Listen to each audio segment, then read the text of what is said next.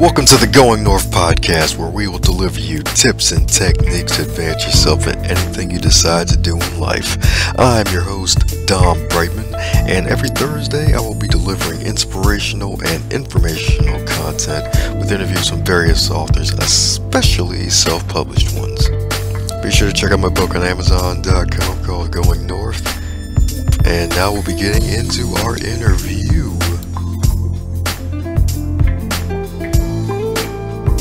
And today on the Going North podcast, we have a special guest today because we are going to be diving into some authors from the fiction category.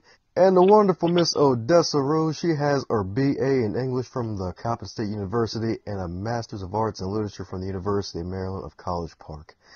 And to add to her amazing resume, she's also the recipient of the Just About Books Annual Book and the African American Authors Expo Awards for her first novel, Water in a Broken Glass, which also captured the number 6 spot on the on-demand bestseller list. And it was also recorded for the Maryland School of the Blind and is on the Towson University's Rainbow Lounge and Resource Library book list. Most recently, Water in a Broken Glass was made into a feature-length film entitled Water. Rose is a member of the Black Writers Guild of Maryland, and she's the co-creator of This Is Baltimore 2, a television magazine featuring people doing positive things in Baltimore. So let's give a wonderful round of applause for Miss Odessa. How you feeling? I feel great. Thank you. Thank you so much for having me. So not only are you an author, you're an award-winning author. Yeah.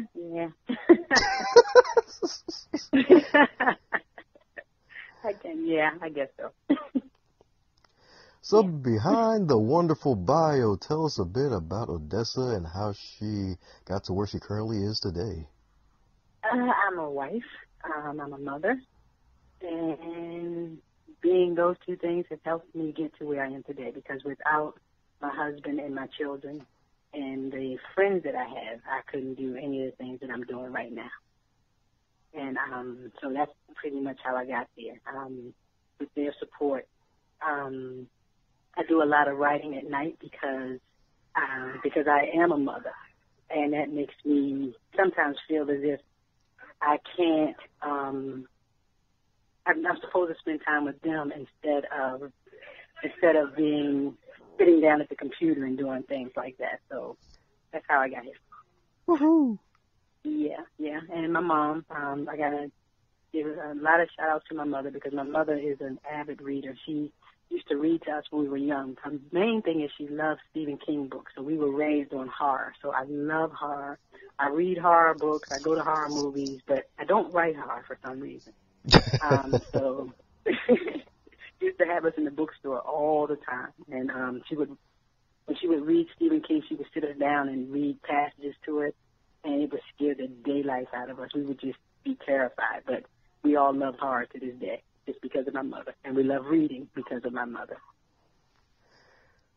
That's right. So through the power of mother's love, you gained a love of reading, and you gained a love of being scared out of your pants. Yeah. Exactly. And yes, that's how I got here. That's how I started writing. I started writing when I was 9 years old. I remember I was reading one of my mother's Reader's Digest books, and we were sitting on the porch. It was in summertime, and after I can't remember the name of the story I read, but there was something about the story that made me turn around and say, "Ma, I want to be a writer." And she said, "Well, write, baby," and I started writing from there. That is fabulous. So since you started your writing journey at a young age, was there any trials you had to overcome just to really not only get started with writing, but to keep going with your writing? Yeah, I had to learn that I can't write about myself. Okay. That was one of the main things. I learned that really early, that if I start writing a story about me and how I'm feeling about something and trying to mask it in fiction, it doesn't work. I lose whatever it is I'm really going through. Once I'm over the feeling of hurt or whatever, I lose interest in the story. So I learned early on, don't write about yourself. Just stick with fiction, and then the story will roll. ago, and then I was writing a story about this young man broke my heart. I think I was in 11th grade, and I started writing this story about how much of a dog he was for breaking my heart. Well, in the middle of writing the story, my eye caught the eye of another guy, and that story just fell by the wayside because I didn't care about it anymore. Okay. Because I was in love with somebody else. So, so I learned early on that I can't write about myself, and I don't think I'm that interesting anyway. So I don't like writing about myself, and it's not as much fun as developing a character and, you know, really describing who they are and what they do and things like that. So I have more fun making up characters than I do looking at real life and going, well, let me just put that person in my book. And I don't like to violate my friends in that way either. You know, I don't want to put their life stories out there as well. And that's not to say that the things that I write about didn't have the idea didn't come from something that I was going through, but the people and the stories themselves are totally fiction. I like that better. You have more freedom, and you don't have to worry about hurting anybody, because I don't like to hurt people with my writing. I like to try to help people with writing.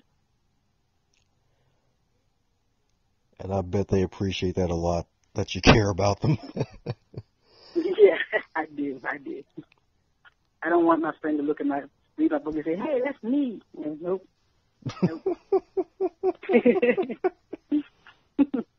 It's like Toni K. Bambara. She said that she writes straight up fiction. That's what she writes. She said she didn't want a girlfriend who's normally really close to her to be walking past her house and not stopping because she's mad because she read your story and on page 25, there I am, but you didn't give me any royalties for putting my life story out there. That's true too. Yeah. And she talked about how her mother would respond saying something like, I thought you were, home doing your homework, and when I come on page 25, you were running around with that sneaky little boy. So she said also, that's why I write straight up fiction. She doesn't write about her friends or her family's lives or her life. So that's the way I like it. Yeah, that's actually a good point too. Don't want them, one, being mad at you, and two, coming after you for royalties. Like, hey, I'm a character in this book. Where my check at? Exactly. It's like, yeah, I'm a C in your book. I need a C in my pocket. I'm a character in your book, and I want my check right now. Exactly. Where's my check? And then all your other friends want you to write about them as well. I didn't see me in your book, so why is he in your book? That opens up a whole can of worms that you're not trying to deal with. Exactly. Then you're out fishing for book sales, and then they try to be the worms. Exactly. Next to your mom inspiring you with horror stories and a love for reading, you didn't just stay a reader. You actually decided to turn that into a gift and discover your own hidden talent and write a book, which is amazing. Yeah, I love writing. Writing it's so much fun. I can't think of anything else I like doing more than writing. And to have your first book, have somebody that you don't know read it and then say, hey, this story is good enough for me to turn into a film, that says a lot. It makes you feel good. Because as authors, you're not sure if your work is good enough. In your mind, you're like, okay, this is really good. But when you go put it out there, you're not sure how it's going to be received. That's what I worry about a lot.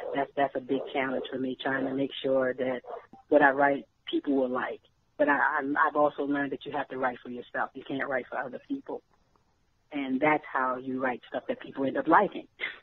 You actually just write, you write the story, the most honest story you can tell, and the most honest way you can tell it. And that way, that's when people end up liking it. But if you start trying to write for what you think people will like, that's when people end up saying, okay, it's not real, it doesn't feel, I couldn't feel the characters and things like that, because you're not writing from your heart. You're not writing for yourself. Yeah, that is sage advice you just dropped there, to also write for yourself too, which is very, very powerful. Yeah. Even when you have, when you're with a publisher and they're saying, okay, you got to hurry up and get this book out, it still has to be a story that you like, because readers can feel it. that'll be the book that they say, oh, I didn't really like that character that much, or it didn't feel as real as the other book, So it takes me a long time to write. I get jealous because I have a lot of friends who write, and they have 20 books, and I've written 3. I have 2 published. The third one I'm shopping around, and I'm working on my 4th. But recently, I saw a video with Marita Golden, and she actually made me feel like I'm right on track because she's been around forever, and she's a best-selling author, and she's just released her 5th book. So that made me feel good. She's just released her 5th book. I'm like, okay, I'm good. I'm good. If Marita Golden is just now releasing her 5th book, I'm good. There you go, because you just don't want to subconsciously or just secretly bring in some ghostwriters to write stuff for you, too, and then you put out all this stuff, right. And then folks hate it. Exactly. And also, you mentioned how, well, it's a really good book, too, Water in a Broken Glass, and the fact that it's actually a movie, going to be turned into a movie. So how did that come into fruition? I always say it had to be God, because it wasn't me. A young woman, her name is Jamel Williams Thomas. She's a filmmaker in D.C., and she was actually in California going to film school back, because the book came out in 2000. So the book is about a young woman, a young sculptor, who is going through her struggles with sexuality. And so Jamel was going through her own struggles with sexuality, and a friend of hers had my book. And she said, well, here, read this. And once Jamel read it, she said, oh, I have to turn this into a movie. And so after she got done with film school, she gave me a call. Well, she actually emailed me. She sent me an email. And I didn't see the email for like a month because I was really bad at checking email. Yeah, I was really bad at checking email back then. And then you're thinking it's a joke. It's like, yeah, right, whatever. So I contacted her, and she told me who she was and what she wanted, and we had to go with the publisher because I didn't own the rights. So we went with him to see what he said, and he gave the okay. So that was back in 2009. So after with life, because she had a baby, she had joined the service, and she had a whole other life going on besides her filmmaking life. So a lot of things put it on pause, but she never stopped thinking about it, never stopped working on it. So she's working on the script as she was doing all these other things in her life. And then back in 2015, we shot they call it a sex short. And it was with different actors just acting out what she wanted so she could have something to show people the idea that she wanted. So that was shot here in Baltimore, and that was really cool. We were in Druid Hill Park, and we shot a scene from the book. And then in 2016, September 2016, for 6 weeks, we shot right around this time. And it was funny being on Morgan's campus because we shot on Morgan's campus. So this morning when I was coming to the African American Book Expo, I'm walking through and I'm going, oh, wow, we were over there and we were here and we were actually in that building as well. So I'm just feeling I was totally happy that not only did I have a good time at the expo, but I'm also remembering being there a year ago filming on that campus.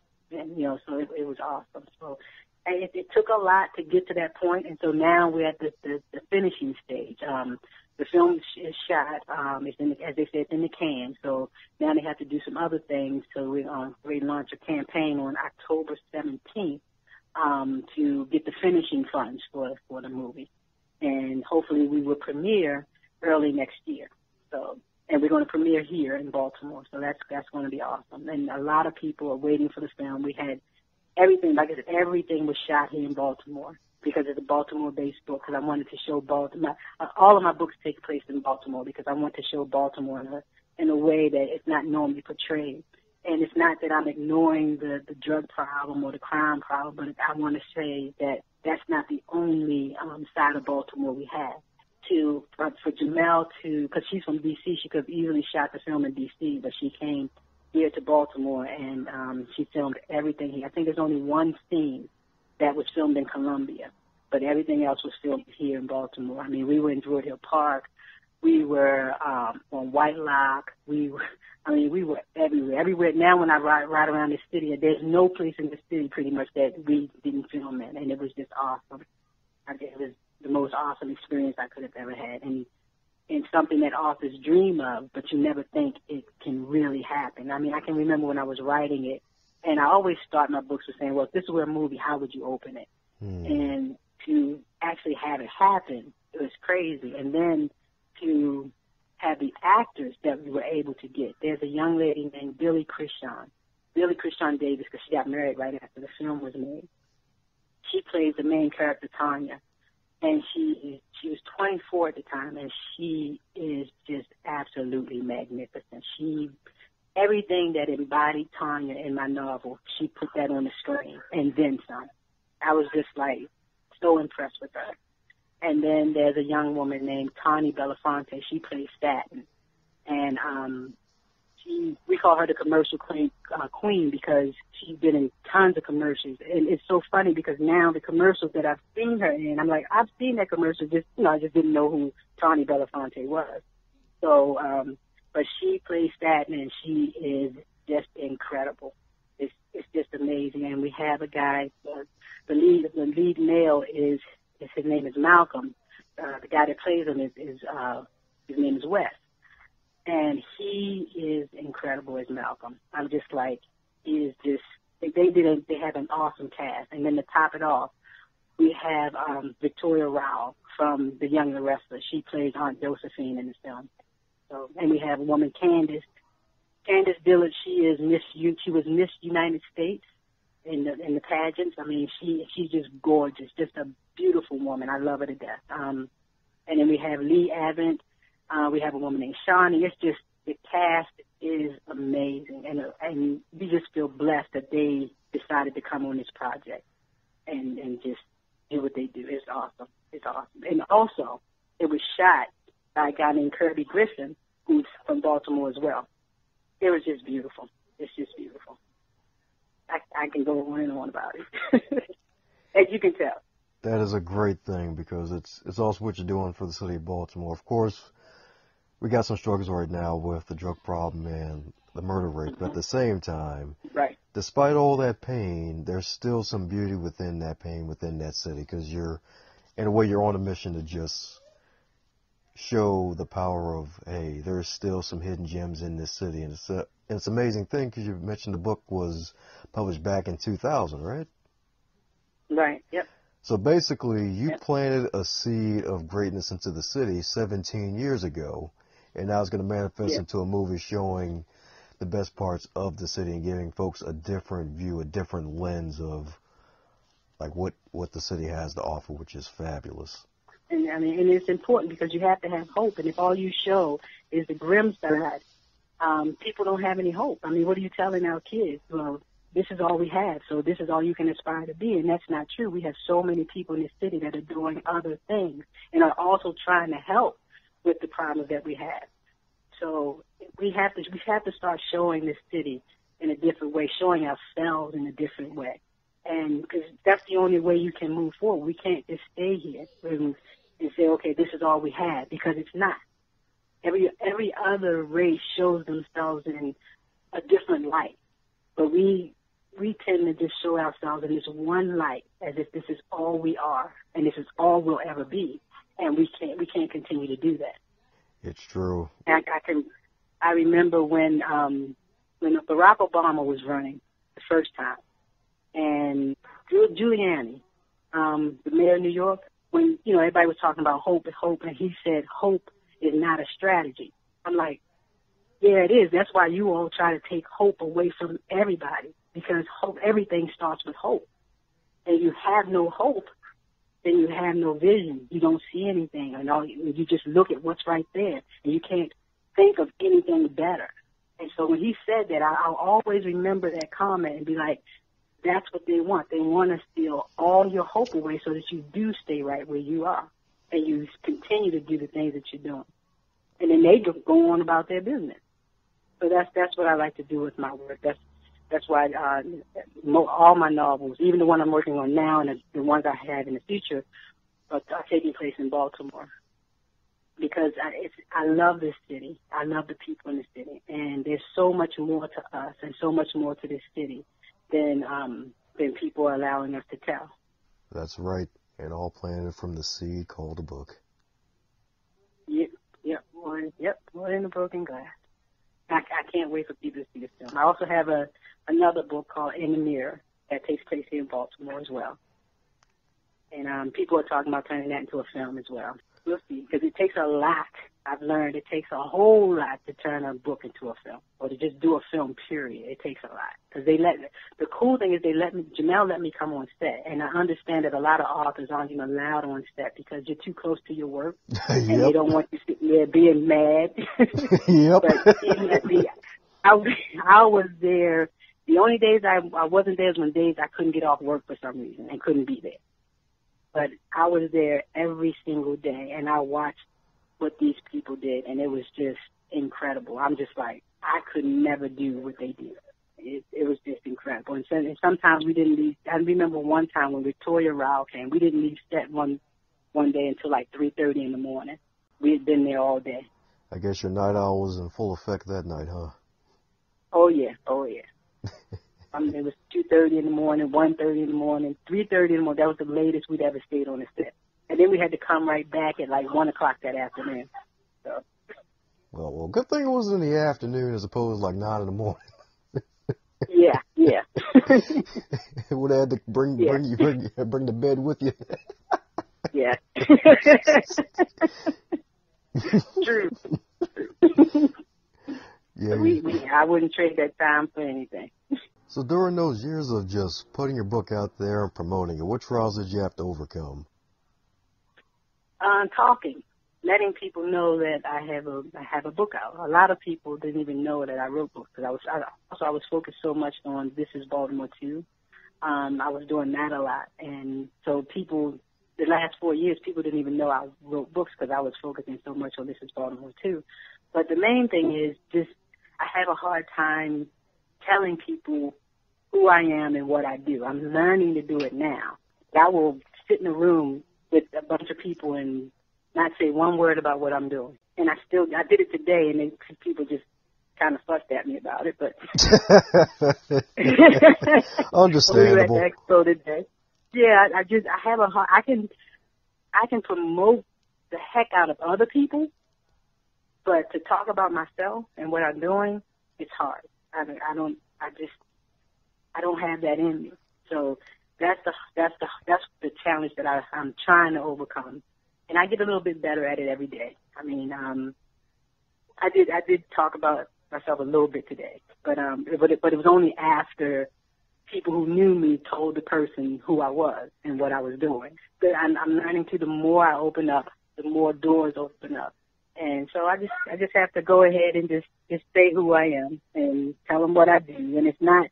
I think I just feel like it's bragging or something like that, and it's not. It's just, people want to read a story, and they're only going to know about my story if I tell them. It's true. So I'm starting to understand that. That's my biggest challenge. But you're doing a great job of stepping out of that comfort zone and not just letting the ushers, per se, just open the doors for you, actually just tooting your own horn and letting the folks know, it's like, hey, there's some good stuff happening here, and I'm helping the good stuff to happen. And that's what I would, when I was doing This is Baltimore too, I admired the people that I was profiling because they had that in them. They would tell people what they did, and they would put their all into whatever it is they were doing, and I just didn't have that. But I'm getting it, because I'm learning that if I don't, nobody knows about it, and that's how all these other authors that I know got out there. I was talking to Omar Tyree today, and he was like, yeah, you just tell people who you are. Just go ahead and say it. Because that's what I did. And that's how I got out there. You got to talk. You got to tell people. That's right. You can be like, hey, I'm Odessa Rose, and I got some flowers for your mind in this book called In the Mirror. Right.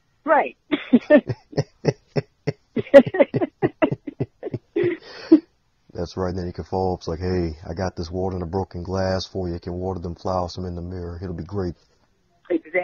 Exactly. And it's not, I'm understanding that there's nothing wrong with telling people what you do. And people want to hear it. Just like they want to hear when I'm doing This Is Baltimore too, they want to hear about the other folks. So why do I think that they don't want to hear about me? But that's just me. I'm getting better at it. And that's the good news too. You're getting better at it. You can help everybody else with the good old affirmation known as every day in every way I'm getting better and better. So you mentioned earlier that you're a big Stephen King fan. Has there been any other books that have inspired you to be the person you are today? Toni Morrison. I like Stephen King, love it. Toni Morrison to me is the best writer in the whole wide world. She is so incredibly awesome. Whenever I'm feeling lazy about my writing, I will read either Song of Solomon or Sula, because those are my two favorites of hers. And like sometimes I'm writing something because I'm tired and I don't feel like going back over it. And I'll go, oh yeah, that's good. And then I'll pick up, like knowing that it's not good, I'll pick up Toni Morrison's book and then I'll go, okay, go back. That was terrible. The way that she writes is just the detail, the feeling she puts into it. All your senses are stimulated. She is just incredible. She has this story. Well, in Song of Solomon, there's a passage in the book where the main character, Milkman, is walking through some high weed. And she doesn't just say, okay, the grass was high.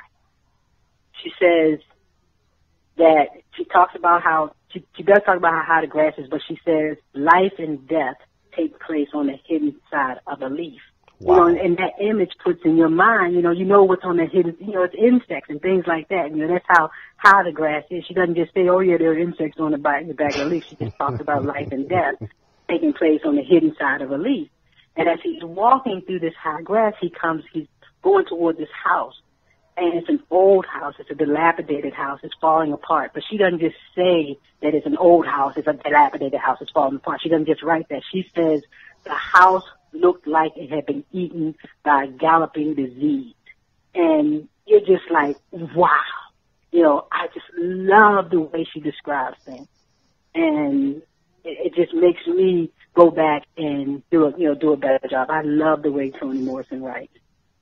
And everything comes back for, she, in the beginning of her books, that she puts so much in the beginning that people get lost and get confused. But like one of my professors, Dr. Cataliati at Coppin State, told us, he said, just trust Toni, just trust her and keep reading. And if you do that, all her books, by the end, she doesn't wrap everything up all nice and neat, but you will begin to understand things and you will begin to question things that you thought you knew something about, And her writing is just incredibly awesome. And her book, Beloved, a lot of people saw the film and they were like, well, I don't understand, I didn't understand it at all. And my thing is, on the surface, she talked about how bad slavery was. It was so bad that this woman would murder her children. That's how bad slavery was, and that's what she wanted to get across. And in the film, and I believe in the book as well, the woman who murdered her children, the house is, and it's like, to get to and from town, you got to go past her house. And everybody to go, you can't go past her house without looking at it and always remembering that that's the woman that killed her children, Man. So it's like history. You can't forget history, no matter what you do. So these people want to forget it, but they can't because they're going past it every day. So, just she does things like that to make you say, okay, I want to do that in my writing. I want people to feel that way about my writing. I want my writing to stick with people. And that's what I love. I love Toni Morrison as a writer. That is great. That is great because she is a legendary writer indeed. Legendary. Yeah, I love her to death. She is so just extraordinary. All righty. So coming down to one of the last questions. And that would be, what advice would you give to yourself if you were 25 in 2017? Just do it. Don't be scared. And like what everybody told me today, all people can say is no. So if I go tell somebody about my book and they don't buy it, that's all they said was no. And you just move on. It's not going to kill you. It's not going to hurt. Just do it. Do it to the best of your ability and have fun with it. as we're raising the money for the finishing funds for the film, we're having fun doing this. The young lady, Jamel, we were trying to get 900 likes on our Facebook page, and we had 881 at like 6 o'clock yesterday evening. So Jamel, we're all doing our thing. We're inboxing people, telling them, reminding people to do it. And so Jamel said, okay, I'm dyeing my hair, and if I get, we get out 900 likes, I'll show you, what it looks like. So her hair is purple, and we got 901 likes. So that was awesome. So we're actually having fun with that process as well. Go on and do it. Don't worry about the nose, and have fun. There you go, sage advice indeed. So how can we keep in contact with the wonderful Odessa and the progress of the movie and all that good stuff? You can go to my website, Odessa Rose, www.odessarose.com. You can go to my Facebook page, it's Odessa Rose, and you'll see that.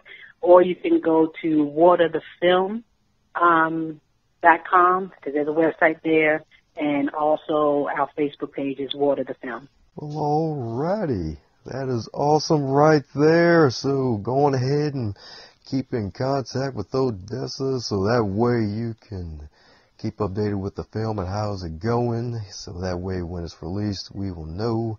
Be sure to pick up 5 copies of Water in a Broken Glass and 10 copies of In the Mirror. So that way you can read the book and then read the book in front of a mirror. So that way you can see yourself reading the book twice. It'll be great. Yeah. And I thank you for having me on. What you do for authors is just incredible, because it's hard finding that platform that will just let you come on and talk about your work. And we love talking about our work, but we don't get to do it as often as you would think we did. So I thank you for this. Oh, my pleasure. My pleasure indeed. Thanks a bunch for your tuning ears on the Going North podcast. I hope you enjoyed that episode. Be sure to, once again, check out my book, Going North, on Amazon.com and CreateSpace.com. And if you'd like, feel free to follow me on social media at Twitter, Facebook, and Instagram, all at Don Brightman, YouTube at Don Brightman. And if you want to connect on LinkedIn as well, I am there at Don Brightman as well. Go out there